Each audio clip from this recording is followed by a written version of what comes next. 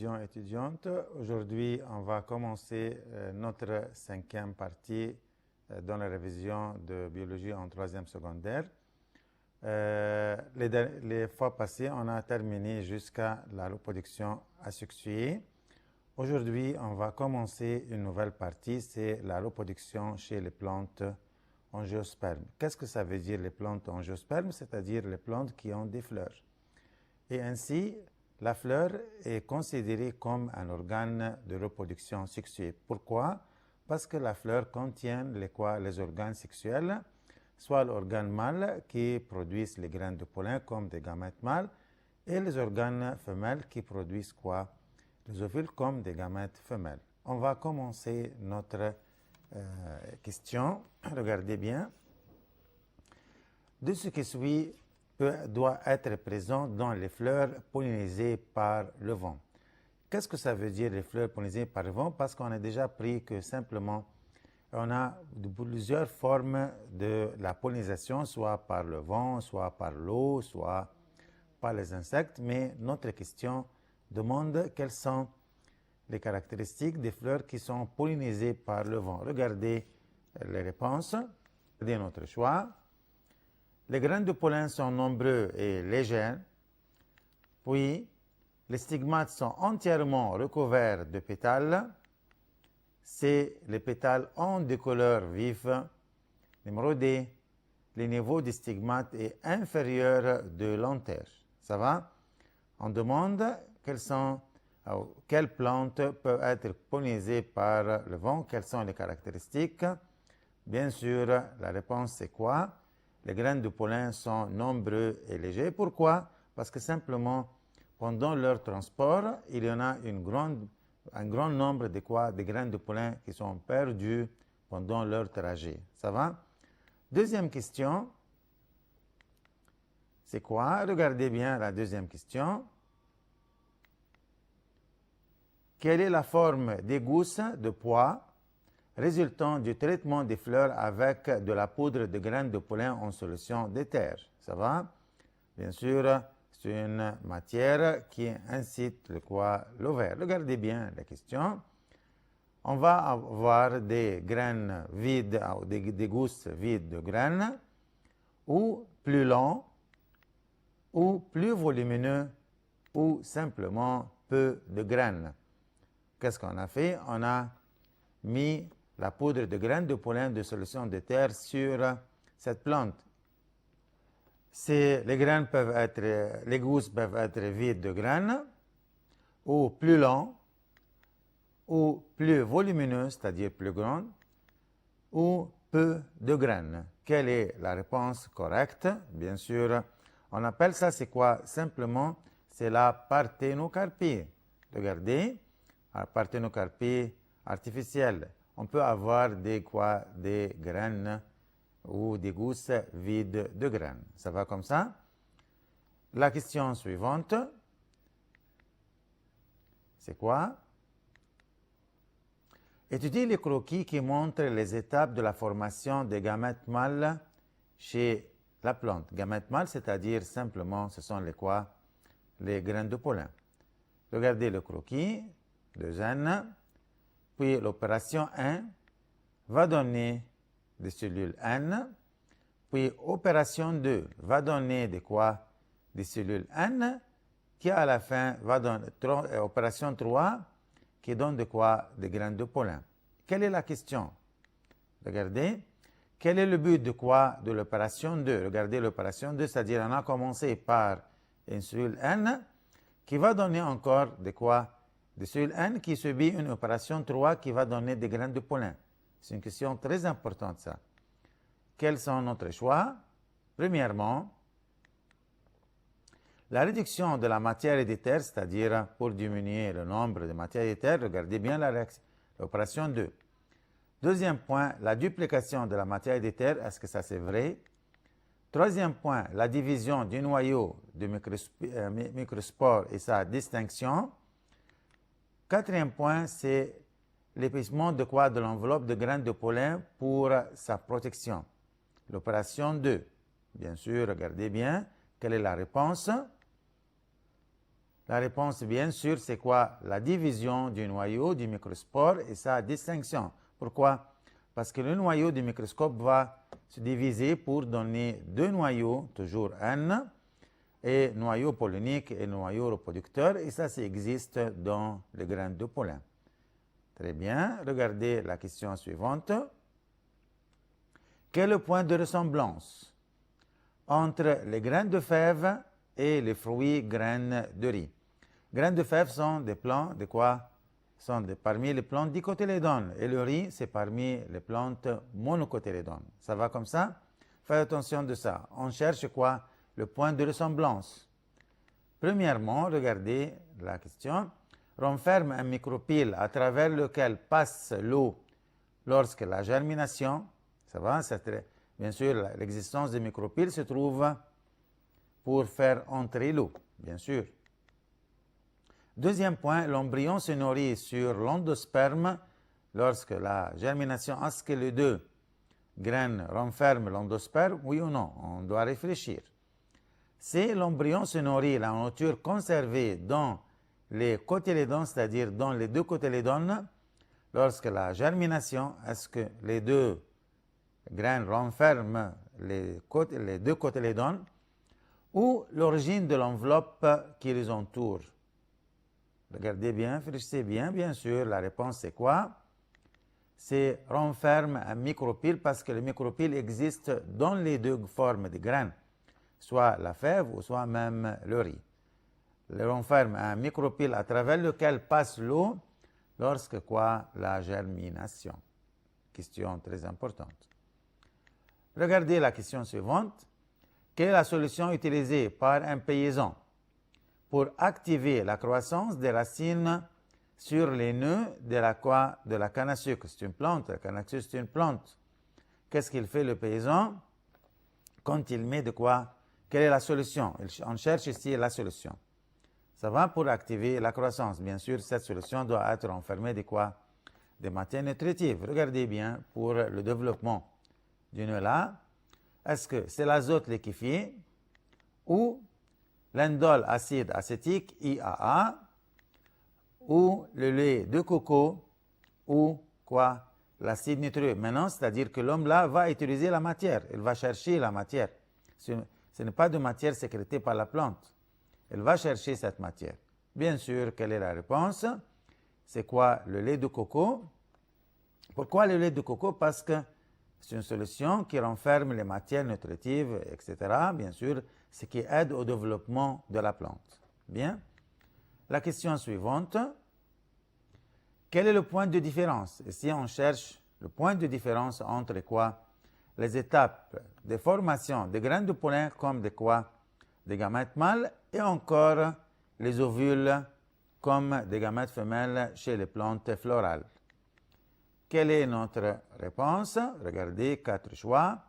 Le nombre de divisions par mitose ou le nombre de cellules de division par méiose ou le nombre de divisions par méiose. Ça va?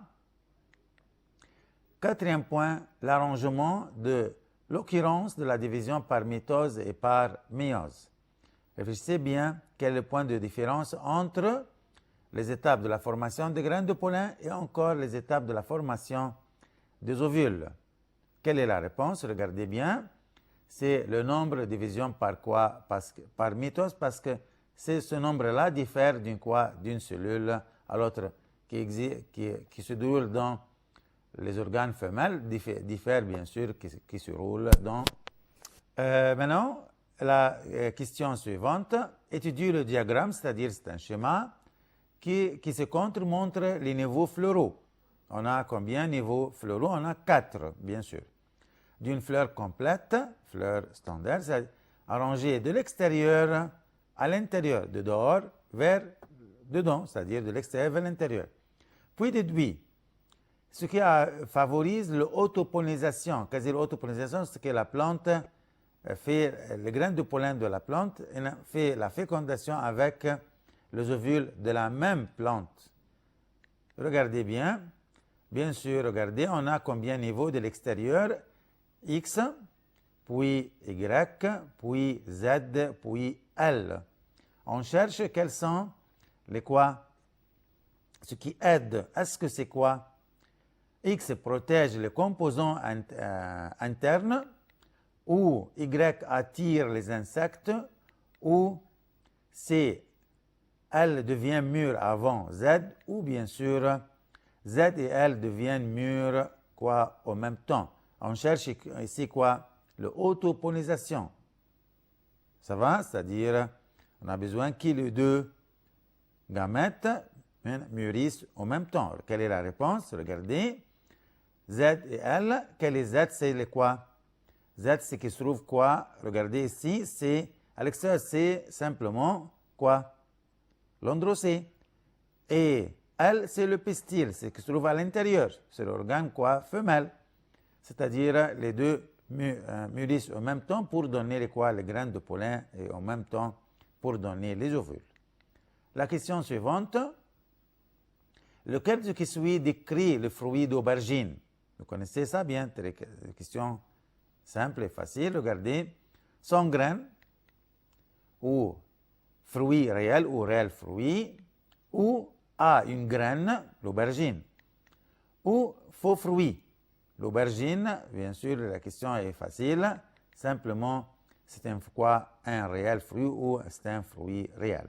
C'est clair et très facile. La question suivante. Laquelle des figures précédentes montre le rôle principal de la structure indiquée par la flèche? Regardez bien. On a 1, 2, 3, 4. Ça, c'est l'aubergine. Et on cherche quel est le rôle principal de X. X représente quoi ici? Représente le calice. Ça va? Regardez. Est-ce que ça, c'est numéro 2? Ou numéro 3? Ou numéro 4? Ou quoi? Ou 1, bien sûr, quel est le rôle principal du calice? Bien sûr, c'est pour la protection des organes végétaux. Ça, c'est clair dans numéro quoi? 2. Regardez, 2. La fleur, c'est une petite fleur entourée complètement. Les parties de la fleur sont entourées complètement par le calice. Et maintenant, ce schéma-là montre exactement le rôle de quoi? Du calice pour protéger les partie de la fleur, surtout parce que c'est déjà la fleur, les petites fleurs fermées. Bien. La question suivante, c'est quoi? Étudiez le diagramme ci-contre qui représente les étapes de formation d'un ovule dans une plante quoi? De fèves. Que représentent A et B? Regardez, ça c'est clair. Cellule mère de spore de zen subit une division, opération A qui va donner 4 cellules, dont 3 se dégénèrent, c'est-à-dire disparaissent, puis subit une division par quoi? Méiose pour donner les quoi? La partie ou l'étape B.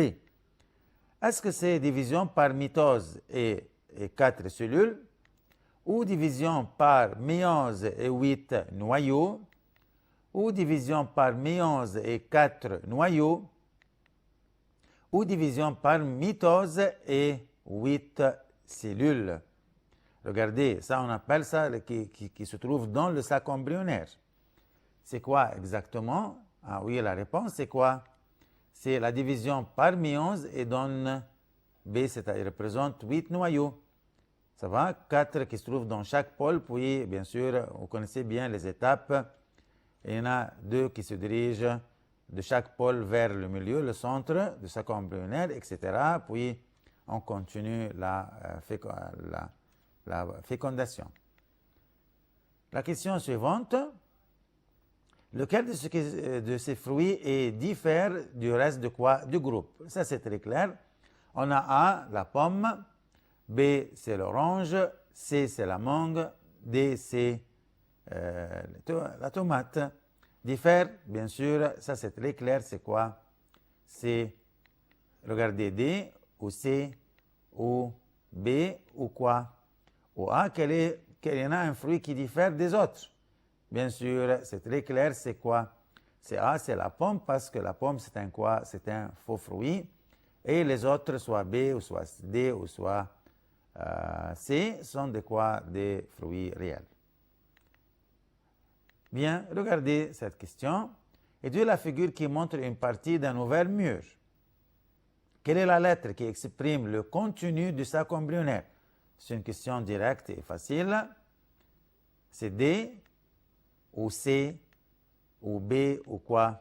Ou A. Regardez la réponse. On cherche ici c'est le quoi? Le sac embryonnaire, bien sûr, c'est le quoi? C'est le C qui entoure les 8 noyaux. Ça va? La question suivante. Quel est le point de ressemblance? C'est la même chose entre la graine de fève et les fruits graines de maïs. La fève, c'est une plante dicotylédone et le maïs, c'est une plante quoi? Monocotylédone. Regardez, on a déjà pris une question comme ça, mais on remplace ici le maïs par le blé de l'autre question. Renferme le micropyle à travers lequel passe l'eau durant la germination. L'embryon se nourrit de l'endosperme durant la germination. Ou l'embryon se nourrit sur la nourriture réservée dans les cotylédones durant la germination ou l'origine de l'enveloppe qui les entoure. Bien sûr, la réponse correcte, c'est quoi? Parce qu'il renferme le micropyle à travers lequel passe l'eau durant la germination. La question suivante, c'est quoi? On a pulvérisé de l'acide quoi? Indole acétique, AIA, c'est-à-dire on a mis sur les fleurs d'une plante de tomate. Comment ce produit chimique affecterait-il les fruits produits par cette plante? Est-ce que les tomates seraient moins sucrées ou la plante produirait des fruits sans graines ou les fruits de tomates seraient plus petits ou les fruits de tomates auraient des graines plus grandes? On a mis quoi? L'indole ou l'acide indole acétique. Bien sûr, la réponse est très claire. C'est quoi? La plante produit des fruits sans graines, on appelle ça la parthénocarpie. Ça va? Qu'on ajoute AIA. La question suivante étudie le schéma puis déduit quel est le sexe de la fleur et quel est le genre de la pollinisation. Regardez, c'est clair. Ah oui, le schéma est très clair ici. Est-ce que la fleur ici contient l'organe mâle ou l'organe femelle? Ça va? Regardez bien. Regardez les réponses. C'est bisexué, c'est-à-dire on ferme les deux, organes sexuels et autopollinisation, ou bisexué, auto ou pollinisation croisée, peut être les deux, ou unisexué et la pollinisation est croisée, ou les fruits de tomates auraient des graines plus grandes. Vous savez, c'est comme si par exemple c'est une plante, pardon. Bien sûr, l'unisexé est quoi? La réponse, la question D, ce n'est pas parmi les choix, mais excusez-nous, c'est bien sûr, c'est pas vrai. La réponse correcte, c'est unisexé parce qu'elle renferme seulement l'organe femelle et la pollinisation croisée, c'est-à-dire les graines de pollen arrivent d'une autre fleur. Ça va? La question suivante, quelle plante ces graines renferment le tissu de l'endosperme? Ça va? Endosperme 3N. Est-ce que c'est la date ou l'aubergine ou la pêche ou simplement la tomate? Renferme 3 endosperme, c'est-à-dire renferme le tissu 3N. Quelles sont les plantes qui renferment l'endosperme? C'est-à-dire sont des plantes endospermes. Ce sont les plantes quoi? Oui, les plantes monocotylédones. C'est bien sûr la date parce que la date est parmi les plantes monocotylédones. La question suivante. Si le nombre de chromosomes dans les cellules de l'endosperme de maïs est 33, c'est-à-dire 3N est égal à 33, quel est le nombre de chromosomes dans l'embryon de maïs? L'embryon renferme combien? 2N. La question est très claire, facile. 11 paires de chromosomes ou 11 chromosomes ou 22 paires de chromosomes ou 33 chromosomes. Ça va? 2N renferme combien? Bien sûr, c'est 11 paires de chromosomes, c'est-à-dire 22 chromosomes. Regardez la question suivante. Le composant qui renferme les 2N, c'est quoi? Est-ce que c'est le sac embryonnaire, les enveloppes de l'ovule, ou les tissus de l'endosperme, ou le tube pollinique? On cherche le composant de la plante qui renferme 2N. Oui, bien sûr, c'est l'enveloppe de quoi? De l'ovule, c'est lui qui renferme 2 N, parce que le sac embryonnaire, c'est N. Le tissu de l'endosperme, c'est 3 N. Le tube pollinique, c'est N, toujours. Ça va comme ça? Le seul qui renferme 2 N, c'est l'enveloppe de l'ovule. La question suivante. Quel est le fruit dans lequel la fécondation n'a pas eu lieu dans ses fleurs? C'est-à-dire, il n'a pas eu la fécondation. Regardez, c'est la pomme, ou la fève, ou la banane, ou le blé. Bien, la réponse est correcte. Bien sûr, c'est quoi? C'est la banane, parce que la banane, là, c'est un fruit sans grain, c'est-à-dire ce fruit-là se forme sans fécondation. Bien, par la parthénocarpie. C'est la banane. La question suivante. Quelle caractéristique structurelle est présente dans les fleurs pollinisées par le vent? Est-ce que c'est les fleurs parfumées, des fleurs ou la présence de nectar, d'odeur c'est-à-dire, ou les pétales aux couleurs vives, ou un grand nombre de graines de pollen parfumés et nectar et couleurs vives, ce sont les moyens pour attirer les insectes. Mais un grand nombre de graines de pollen, regardez la réponse, on cherche la réponse, bien sûr, un grand nombre de graines de pollen parce que, bien sûr, pendant le transport avec le vent, il y a un grand nombre de graines de pollen qui sont perdues pendant leur trajet. Regardez ici, étudiez le schéma ci-contre qui montre la structure de l'appareil reproducteur femelle, stérilisé chirurgicalement, c'est-à-dire, comme vous voyez à gauche et à droite, on a fait couper ou attacher les 2 trompes de Fallope. Regardez bien la figure. Quel graphique représente les changements qui ont lieu dans le revêtement de l'utérus? Vous connaissez bien que le revêtement de l'utérus est infecté par les hormones oestrogènes et hormones progestérone encore. Chez une femme, après cette opération, on a fermé, on a bloqué les 2 trompes de Fallope chez cette femelle. C'est quoi? Est-ce que c'est le cas D ou le cas C ou le cas B ou le cas A? Regardez bien. Bien sûr, la réponse, c'est quoi? C'est le cas quoi? Dans le cas B, bien sûr, comme vous voyez, qu'il y en a normalement la sécrétion d'hormones, soit oestrogène ou progestérone, parce que ça sont formés de quoi? Par l'ovule. C'est le rôle de quoi? De l'ovaire, bien sûr, parce qu'il contient les ovules. Ici, il n'y a pas de rôle dans le trompe de Fallope. Rien du tout, c'est-à-dire simplement, c'est le graphique B, les hormones sont sécrétées normalement. De ce qui suit se déplace contre la direction des cils de trompe de Fallope. Vous connaissez bien sûr les cils de trompe de Fallope, leur rôle principal de pousser l'ovule vers l'utérus. D, bien sûr, la fécondation de l'ovule dans le premier tiers de trompe de Fallope. Mais si on cherche quoi? Qui se place contre la direction, c'est-à-dire au sens opposé. Regardez ici, c'est quoi? Est-ce que c'est l'ovule fécondé ou les spermatozoïdes ou les ovules non fécondés ou simplement la morula? Morula, c'est-à-dire, bien sûr, c'est une masse de sucre, vous connaissez bien, qui se forme dans la première semaine, après la fécondation. Est-ce que c'est l'ovule fécondé ou les spermatozoïdes? Moi, je cherche ici quoi qui se déplace dans un sens contraire.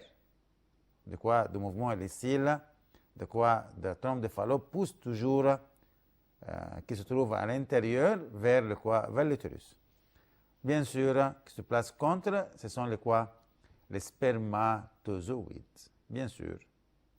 Comme ça, notre chers étudiants et étudiantes, on a terminé la partie de révision sur les fleurs angiospermes, c'est-à-dire la production chez les plantes angiospermes. Je souhaite que vous avez bien compris notre question. Merci.